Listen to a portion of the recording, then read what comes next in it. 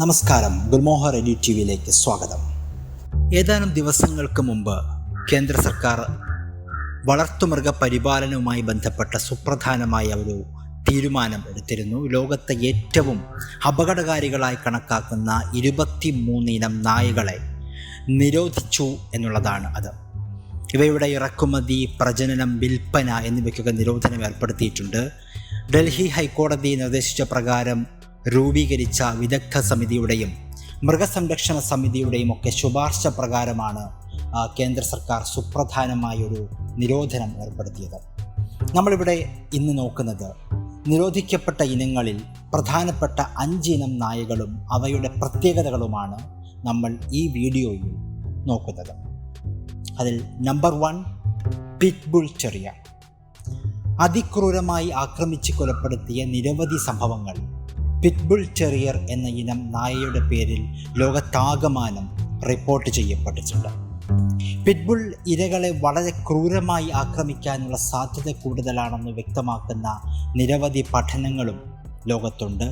എന്നാൽ ഇവയിൽ ആക്രമണ സ്വഭാവം സ്വതവേ ഉള്ളതാണോ അതോ ഉടമയുടെ പരിശീലനത്തിൽ നിന്ന് ലഭിച്ചതാണോ എന്നത് സംബന്ധിച്ചുള്ള ചർച്ചകൾ മൃഗപരിപാലന മേഖലയിലൊക്കെ സജീവമായി നടക്കാറുണ്ട്. എങ്കിലും ലോകത്തെ ഏറ്റവും ആക്രമകാരികളായ നായ വിഭാഗമായാണ് പിറ്റ്ബുൾ ടെറിയർ അറിയപ്പെടുന്നത്. അടുത്തിടെ UK-യിലും ഇവയ്ക്ക് നിരോധനം ഏർപ്പെടുത്തിയിരുന്നു.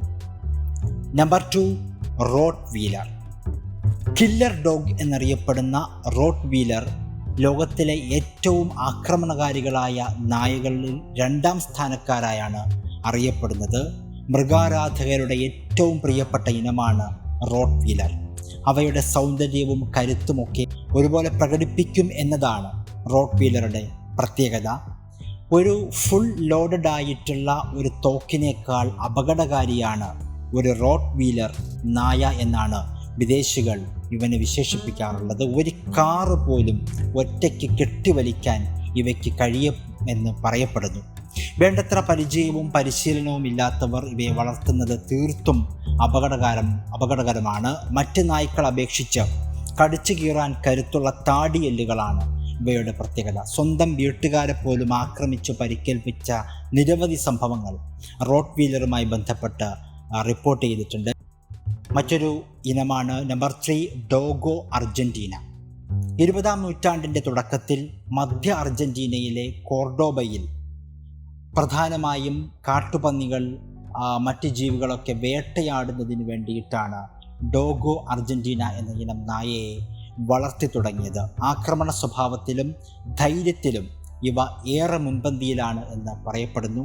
ചില രാജ്യങ്ങളിൽ അവരുടെ സൈന്യത്തിൻ്റെ ഭാഗമായിട്ടും ഡോഗോ അർജന്റീനയെ ഉപയോഗിക്കാറുണ്ട്. ഓസ്ട്രേലിയ, ഓസ്ട്രിയ, ഹോങ്കോങ് തുടങ്ങിയ ഇടങ്ങളിൽ ഡോഗോ അർജന്റീന എന്ന ഇനം നായയ്ക്ക് നിരോധനം ഏർപ്പെടുത്തിയിട്ടും ഉണ്ട്. Number 4, mastiff. തെക്കൻ ഇറ്റലിയിലെ മേഖലകളിൽ എസ്റ്റേറ്റ്, വീട് എന്നിവയൊക്കെ സംരക്ഷിക്കാൻ വളർത്തുന്ന ഒരു ഇനം നായയാണ് മാസ്റ്റിഫ്. അലക്സാണ്ടർ ചക്രവർത്തിയുടെ കാലത്ത് ഇന്ത്യൻ നായ്ക്കളും മാസിഡോണിയൻ യുദ്ധനായ്ക്കളും ചേർന്നാണ് മാസ്റ്റിഫ് എന്ന ഇനം രൂപപ്പെട്ടത് എന്ന് പറയപ്പെടുന്നു. Bull mastiff, English mastiff, great dane, Tibetan mastiff തുടങ്ങി നിരവധി ഇനം മാസ്റ്റിഫ് നായ്ക്കൾ ലോകത്തുണ്ട്. ഇവയുടെ ഒരു പ്രത്യേകത നല്ല വലിപ്പം വയ്ക്കുന്ന ഇനം നായകളാണ് ഇവ എന്നതാണ്. ഇവയോ അല്ലെങ്കിൽ അവരുടെ ഉടമയോ അപകടത്തിലാണ് എന്ന് തോന്നിയാൽ വലിയ രീതിയിലുള്ള പ്രത്യാക്രമണം നടത്തുമെന്നതാണ് മാസ്റ്റിഫ് ഇനം നായ്ക്കളുടെ പ്രത്യേകത. ഉടമകൾക്ക് വേണ്ടി ഏതറ്റം വരെയുമുള്ള ആക്രമണത്തിന് ഇവ തയ്യാറാകും എന്നതും മറ്റൊരു വലിയ പ്രത്യേകതയാണ്. Number 5, band dog. സ്വത്ത് സംരക്ഷണം, വേട്ടയാടൽ, യുദ്ധം എന്നിവയ്ക്കൊക്കെ പഴയകാലത്ത് ഉപയോഗിച്ചിരുന്ന ഒരിനം നായയാണ് ബാൻഡ് ഡോഗ്. AD 1250-നും 1300-നും ഇടയിൽ മധ്യ ഇംഗ്ലണ്ടിൽ നിന്നാണ് ഇവ ഉത്ഭവിച്ചത് എന്നാണ് കരുതപ്പെടുന്നത്. ശാരീരിക ക്ഷമതയാണ് ഇവയുടെയും പ്രധാന പ്രത്യേകത. വിശ്രമമില്ലാതെ ആക്രമണങ്ങളിൽ ഏർപ്പെടാനുള്ള ശേഷി ഇവയ്ക്കുണ്ട് എന്നും പറയപ്പെടുന്നു. എന്തായാലും ലോകത്ത് തന്നെ ഏറ്റവും ആക്രമകാരികൾ എന്ന് വിശേഷിപ്പിക്കപ്പെട്ട ഇനം നായകളെയാണ് ഇപ്പോൾ ഇന്ത്യയിലും നിരോധിച്ചിരിക്കുന്നത്.